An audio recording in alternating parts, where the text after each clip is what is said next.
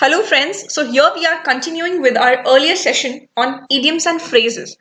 So the next one for you is at one's wit's end. Now wits means mind.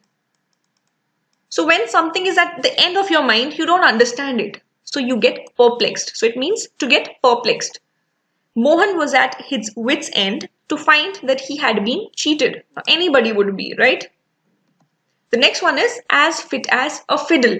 Now, in earlier days, this term was used when anything is fit or suitable for its use. For example, fiddle is used for violin. In earlier days, when a violin was found suitable for playing, this term was used. So now we use it in a sense that a person is strong and healthy. Usage in a sentence, he recovered from the injury and is now as fit as fiddle, means very strong and healthy for doing any work. The next one is at the spur of the moment. Now, I hope you understand the meaning from the idiom itself, since here we have moment. Moment means just at that point without any delay. So, for example, in a sentence, we can use it like in an emergency, like earthquake or something, we must be able to think at the spur of the moment. By hook or crook. Now, this is an interesting one. It means by any mean, whether it's fair or unfair, by any means, when you do something, you say, I'll do it by hook or by crook, means one or the other means. Usage in a sentence, I am determined to obtain first division by hook or by crook. By fair or unfair, anyhow, I'll do it. That's when you use this idiom. The next one for us is burn one's boat. Now, it means to leave no point for return. Again, it's easy to remember since when you burn your own boat in the middle of the sea, you can't go back, right? So it means leave no point for return. Usage in a sentence, we have burnt our own boats by signing on the papers. Now, after you've signed, you can't do anything. You can't go back. So it is burning your own boat. The next one is build castles in the air. Now, castle means house. Air. Can you make castles in the air? No, definitely not. So what is the meaning of building castles in the air? It means just daydreaming, thinking about something and not working for it. Now this is something that most of us do. Not always, but maybe sometimes. Usage in a sentence. Don't build castles in the air. Find some work to earn money. Don't just think about money. Work for it. So building castles in the air is thinking about something that is, not literally possible. The next one is blue blood. Now, blue blood denotes the rich people because in earlier days, the white Christians, they used to have, the fair color, their blue veins used to be very visible.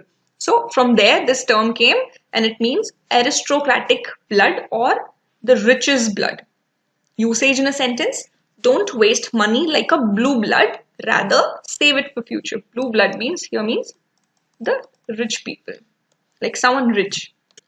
The next one is clip one's wings. Now, when you clip somebody's wings, you stop them from pursuing what they want. So, it means to weaken one's power. Usage in a sentence, strict rules should be implemented to clip lawbreakers' wings. The next one is cry for the moon. Now, can someone really get moon? No. So, crying for moon means wishing for something which is impossible. Usage in a sentence, hoping for pizza delivery at 1 a.m. is like crying for the moon.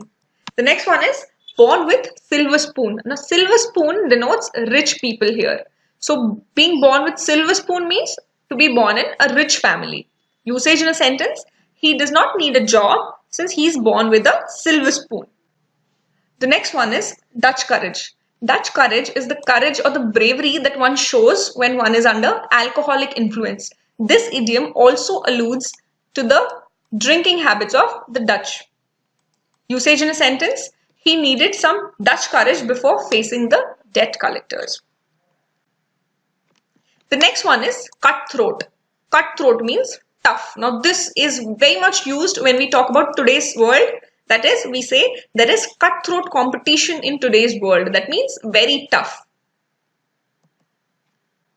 The next one is get off scot-free. Now scot here means tax or any kind of punishment. So when you get off Or when you're left without any punishment, that means you escape without any punishment, even when you've done something wrong.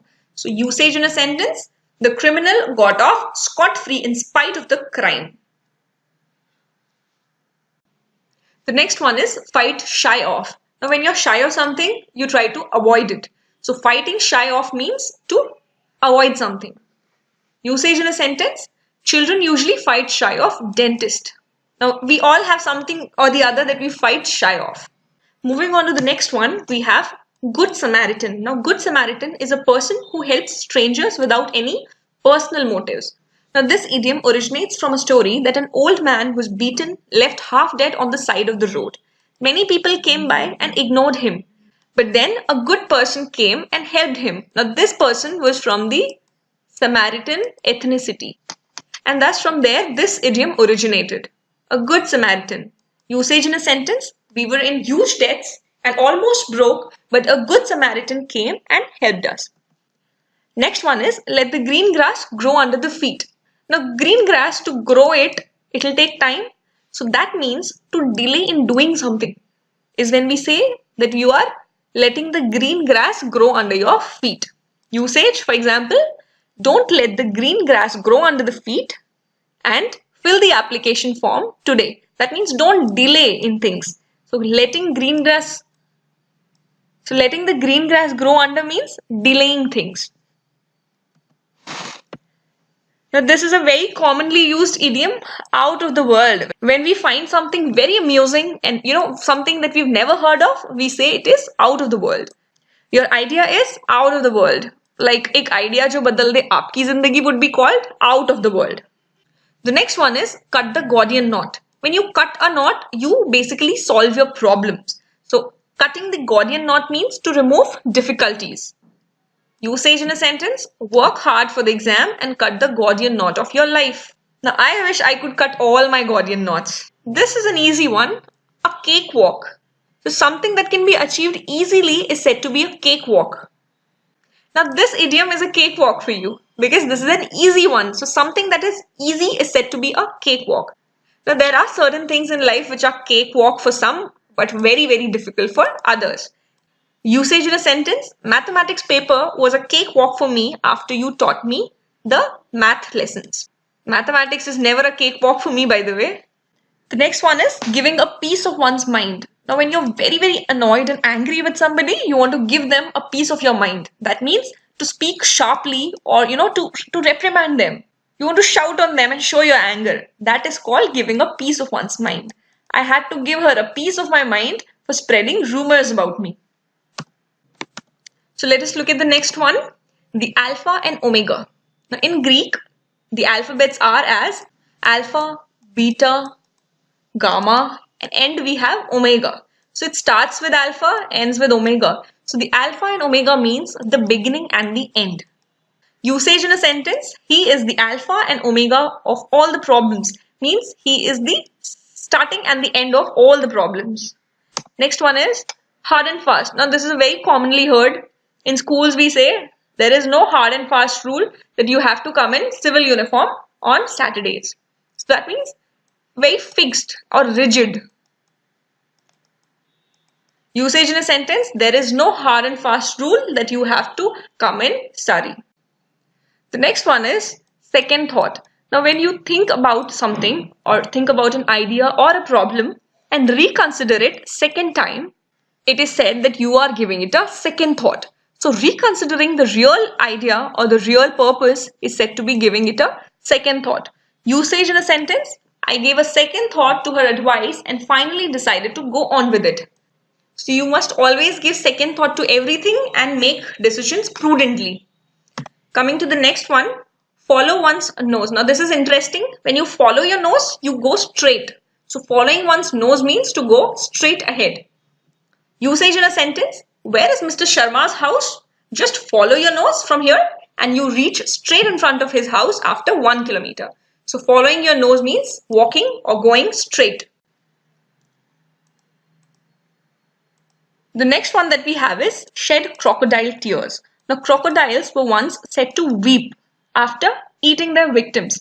Now, obviously, that is a pretense and that is not real. So, shedding crocodile tears means to pretend to be sad.